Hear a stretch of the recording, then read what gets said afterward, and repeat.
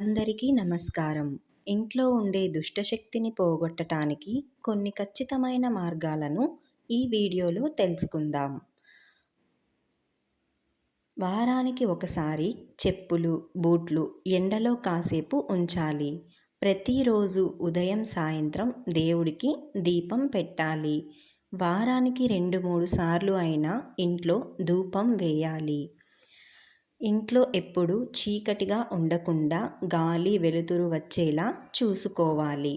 ఇంట్లో వాడనివి వస్తువులు కానీ, పుస్తకాలు, బట్టలు ఎక్కువ కాలం అలాగే ఉంచుకోకూడదు. ఇంట్లో అప్పుడప్పుడు ఉప్పు దీపం వెలిగిస్తూ ఉండాలి. ఇంటిని తుడిచేటప్పుడు కాస్త రాళ్ళ ఉప్పును, పసుపు వేసి తుడిస్తే ఆర్థికంగా కలిసి వస్తుంది.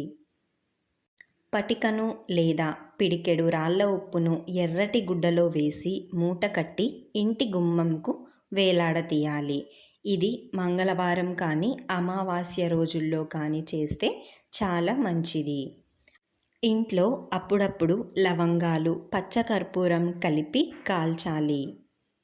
పచ్చకర్పూరం ఇంట్లో ఉన్న నెగటివ్ ఎనర్జీని బయటకు పంపి పాజిటివ్ ఎనర్జీని తీసుకువస్తుంది.